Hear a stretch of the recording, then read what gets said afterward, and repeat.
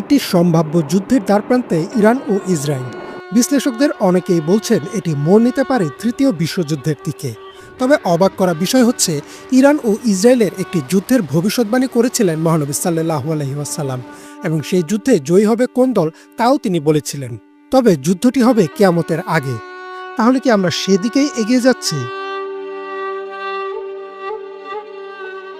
মহানবী সাল্লাল্লাহু আলাইহি ওয়াসাল্লাম বলেন, খোরাসান থেকে একটি সেনাবাহিনী কালো পতাকা বহন করে আসবে। কোনো কিছুই তাদের থামাতে পারবে না যতক্ষণ না তারা সেই পতাকা বাইতুল মুকাদ্দাসে উত্তোলন করে।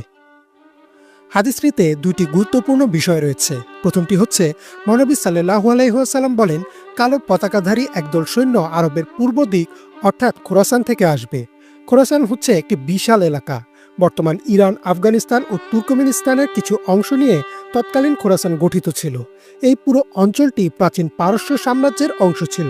তবে বর্তমান ইরানের ভূখণ্ডে খোরাসানের অধিকাংশ অঞ্চল রয়েছে। হাদিসটির দ্বিতীয় গুরুত্বপূর্ণ বিষয়টি হচ্ছে, রাসূল সাল্লাল্লাহু আলাইহি ওয়াসাল্লাম বলেন, সেই কালো পতাকাধারী সেনাবাহিনীকে কেউ থামাতে পারবে না যতক্ষণ না তারা বাইতুল মুকাদ্দাসে সে পতাকা ওড়ায়। বাইতুল মুকাদ্দাস হচ্ছে বর্তমান আল আকসা মসজিদ, যেটি ফিলিস্তিনের জেরুজালেমে অবস্থিত। হাদিসটির ব্যাখ্যা অনুযায়ী খোরাসানের সেই বাহিনী আল আকসা বিজয় করবে এবং সেখানে কালো পতাকা উত্তোলন করবে। অর্থাৎ এই ঘটনার আগ পর্যন্ত আল আকসার দখল মুসলিমদের হাতে থাকবে না। 1980 সালে ইসরায়েল একটি আইন পাশ করে যার নাম জেরুজালেম আইন, এবং এই আইনের বলে তারা জেরুজালেমকে নিজেদের রাজধানী দাবি করে। যদিও জাতিসংঘ সিকিউরিটি কাউন্সিল এই দাবিকে নাকচ করেছে, কিন্তু তবুও অনানুষ্ঠানিকভাবে এখনও জেরুজালেম ও আল আকসার নিয়ন্ত্রণ দখলদার ইসরায়েলের কাছেই রয়েছে। অর্থাৎ খোরাসানের কালো পতাকাধারী বাহিনী হয়তো ইসরায়েলের বিরুদ্ধে যুদ্ধ করে আল আকসা বিজয় করবে।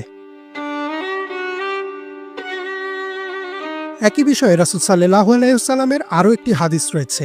তিনি বলেন, তোমরা যখন খোরাসান থেকে আসা কালো পতাকা দেখতে পাবে তখন তাদের কাছে চলে যেও, কারণ তাদের মধ্যেই আছে আল্লাহর খলিফা ইমাম মাহদী। আগের হাদিসটির সাথে এই হাদিসটির সমন্বয় করে মুসলিম আলেমদের অধিকাংশই এই মতবাদ দিয়েছেন যে, যেহেতু খোরাসানের সেনাবাহিনীর সাথে ইমাম মাহদী থাকবেন, তার মানে ঘটনাটি ঘটবে কিয়ামতের প্রধান আলামতগুলো প্রকাশ পাওয়ার আগে। পাশাপাশি বলা হয়, এই যুদ্ধই হবে হাদিসে বর্ণিত আল মালহামা বা মানব ইতিহাসের সবচেয়ে ভয়াবহ যুদ্ধ। আর এই যুদ্ধের মাধ্যমেই ইমাম মাহদীর নেতৃত্বে বিশ্বে আবারও ইসলামিক খিলাফাত প্রতিষ্ঠিত হবে। গত 13 জুন অপারেশন রাইজিং লায়ন নামে ইরানের বিরুদ্ধে সামরিক অভিযান শুরু করে ইসরায়েল। ক্ষেপণাস্ত্র হামলায় ইরানের উচ্চ পর্যায়ের সেনা সদস্য, পরমাণু বিজ্ঞানী, সাংবাদিক ও সাধারণ জনগণের মৃত্যুর খবর সামনে আসে। জবাবে পাল্টা আক্রমণ চালায় ইরানও।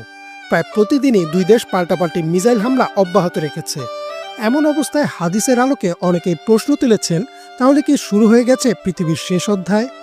এর উত্তর আল্লাহ